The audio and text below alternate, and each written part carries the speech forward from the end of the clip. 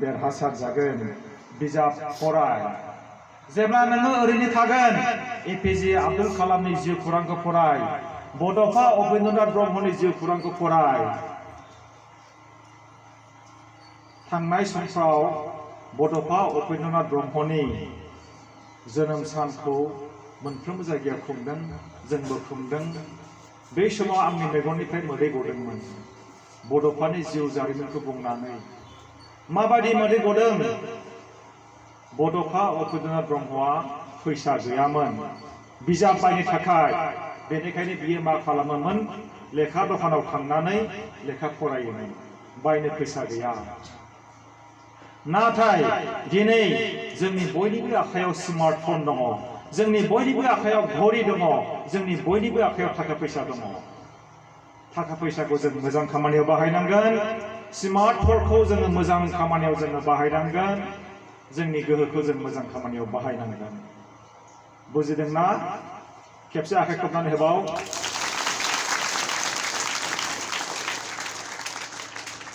सोरबा आखाइ खबनो गोसो जायाखैब्ला बियो ट्रेक्टर ओंखारदों मिथिनानै ला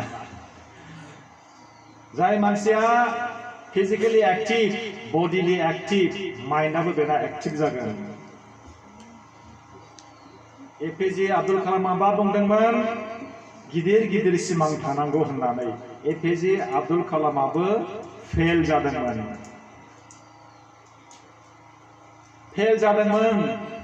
एक्सपेरिमेन्ट खालाम लास्टआव बियो साक्सेसफुल जाहैदों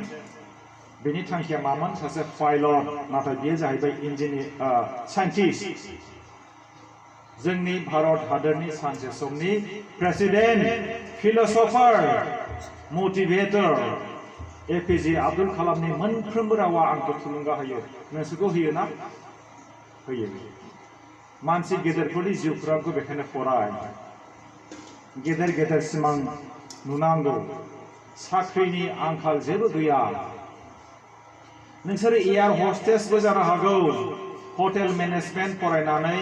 हटेलाव नोंसोरो साख्रिबो मावनो हागौ कम्पिउटारनि स्किलखौ ला नोंसोरो स्किलफुल जानांगौ साख्रिनि जेबो अभाब गैया साख्रिया जेरावबो दङ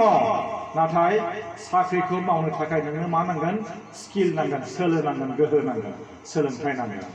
नङा होनबा BA पास जानानै MA पास जानानै जेबोखौनो रोङाब्ला बे लेखा रोङि बायदिसो बे मानसिया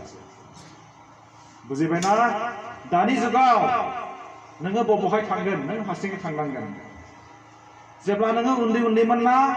नोंसिनि आइया नोंसिनि आफाया नोंखौ आसियाव हमनानै बोखांदोंमोन ना थाबायनायावबो आखाइ हमनानै थाबायहोदोंमोन नङा होनबा सिगां नोंसिनि आइया सिगां आंनि आइया थांदोंमोन नाथाय जों दिनै बैसो जाबाय जों दिनै हारसिं थाबायलांनांसिगोन हाजोखौ जोङो हारसिं गाखोनांसिगोन लैथोखौ जोङो हारसिं सानस्रिनांसिगोन अख्राङाव जोङो हारसिं बिरहैनांगोन बुजिबायना आं दहायनो बुंबाय नोंसोरो सोरबा माब्लाबा बोरैबाफोर गोसोआव प्रेसार मोननानै आं थावरिनो हाला आं सहायनो हाला बेबायदि साननाय फैदोंब्ला नोंसिनि आइमोनजों सावराय नोंसिनि फोरोंगिरिफोरजों सावराय आरो मोनसे खोथा आं बुंबावगोन आइमोन आफामोन आब'मोन आदामोन मादैमोन गावनि गथ' गथायखौ बांद्राय प्रेसार दाहो सोरनिबा बिमाया लुबैगोन डक्टर जाथारनांगौ आंबो लुबैगोन आंनि फिसाजोआ डक्टर जाथारनांगौ नाथाय आंनि फिसाजोआ मा जानो हायो मा जानो लुबैदों बेखौ आं खोनासंनांगोन मिथिबायना डक्टर जानो नोङो गोदोनायाव सेरोब्ला जानाय नङा आंनि फिसालाया आंनि फिसाजोआ डक्टर जानो हायो ना हाया बेखौ आं नायनांगोन बेखौ आं बुजिनांगोन मोजां रोखोमनि आं बुजिनांगोन बेनिफ्रायसो आं गाइड होनांगोन साख्रिनि जेबो अभाब गैया नोङो सिंगारबो जानो हायो नों एक्टरबो जानो हायो नों एक्ट्रेसबो जानो हायो नों मिउजिक डाइरेक्टरबो जानो हायो एयार हस्टेसबो जानो हायो प्रफेसर इन्जिनियार डक्टर मा जानो गोसो बायदि नों जानो हागोन नाथाय नोंहा मोनसे थांखि थानांगोन आरो नों मा जागोन दा नोंसोर बबेहाय एडमिशन लाखो आं मिथिया एडमिशन लानायनि सिगां आइमोनजों आफामोनजों फोरोंगिरिफोरजों गोरों गोराफोरजों सावराय आं बबेहाय एडमिशन लानो जेरावखि एडमिशन लाया मानो नों बैयाव गोजोन जानांगोन गोजोननाय थानांगोन जोंनि फरायसाफ्राथ' मेट्रिक फरिखा होखांनानै ओरैनो थादोंना खायफा थादोंना थायाखै ओरैनो माब्ला रिजाल्ट फैगोन माब्ला फैगोन सिमाङावबो सिन्थाय नुयो नै फार्स्ट डिभिजन पास जादों नङा होनबा माब्लाबा सिमाङाव फेलबो जानाय नुबाय बेनिखायनो गोसोआव एसे कनफिउजन जाबाय नाथाय नोंसोरो बिराद सम नस्थ' खालामबाय बिराद बुरजा सम नोंसोर लस खालामबाय आं बुंदों मेट्रिक फरिखा होखांनाय लोगो लोगो नोंसोर बबेहाय फरायनो गोसो आर्ट साइन्स स्ट्रिम बेखौ लानानै नोंसोरो न'आवनो फरायनो हायो दाबो सम दङ दाबो नोंसोरो समखौ ओरैनो थानाङा एडमिशन जालागि दाजा एडमिशना जाखागोन जेरावखि जाया नाथाय नों बबेहाय फरायगोन बेखौ नों थि खालामनानै बिजाबा एभेलेबल दङ लोगोफोरनिफ्राय लाय बिजाब दखाननिफ्राय लाय बिजाब आरो फरायब्ला मा जागोन नों एडभान्स नोङो सोलोंनानै नों थानो हागोन फरायसुलिफोर दिनै नैबे बुब्लियाव बामनगाव हाई स्कुलनि गाहाय फोरोंगिरि आरो फोरोंगिरि बिथांमोनखौ आङो साबायखर बावबाय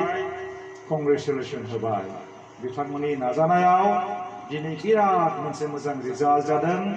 उननि समफ्राव आरो साबसिन जाबावगोन बेखौ आं मिजिंथिबाय आङो मोनसे खन्थाइ आवरायगोन फरायसाफोर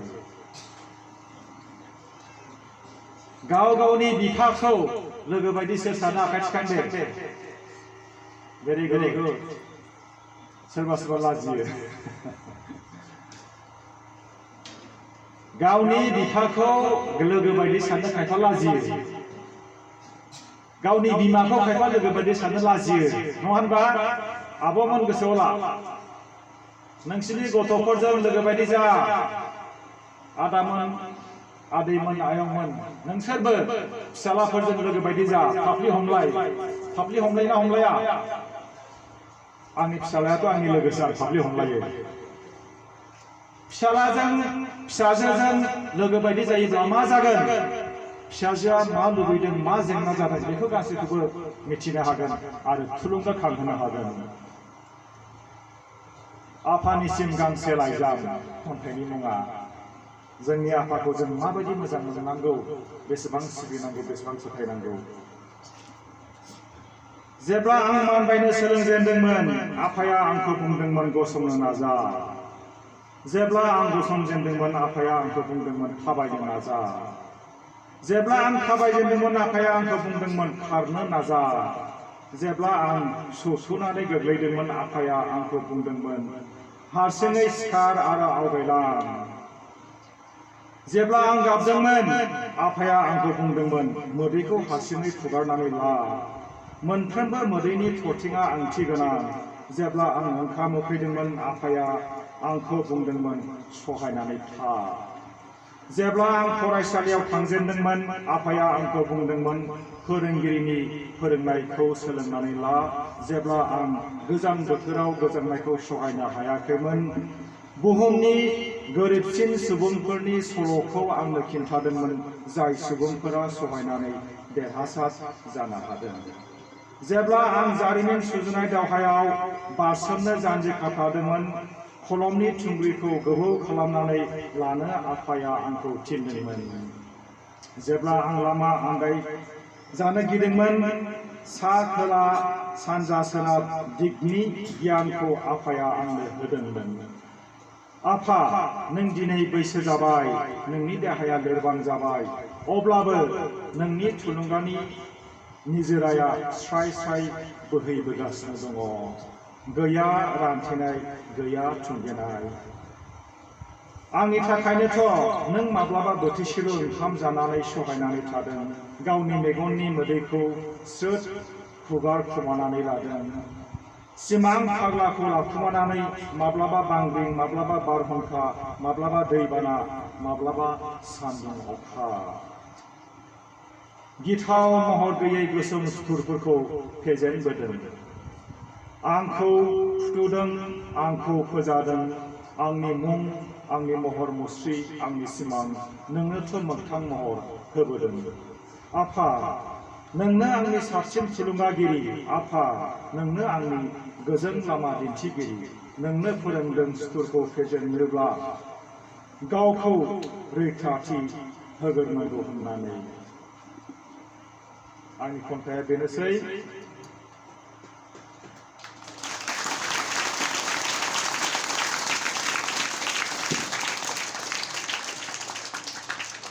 सोर सोरनि गोसोआव बेसेबां बुरजा हाबनानै दङ आखाइ खिन्थादो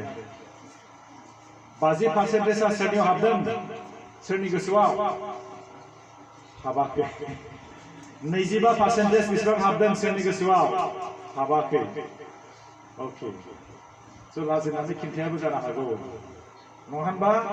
जों दाबो थुलुंगागिरि नागिरो सोरबायदि मानसिया माबायदि लेक्सार होयो बेखौ जों सोर खोनासंखुमायो आरो सोलोंखुमायो नोंसोरनि मेगनाव गेदेर गेदेर थांखि दङ मेगनखौ नोंसोर मोसेबनानै दाथा नोंसोरनि थांखिया जोंखौ रंजाहोगोन नोंसोरनि थांखिया अलंबार बायदि बे समाजाव जोंखौ सोरां लाबोनानै होफैगोन बयनिसिमबो साबायखर थाबाय खुलुमबाय गोजोन्थों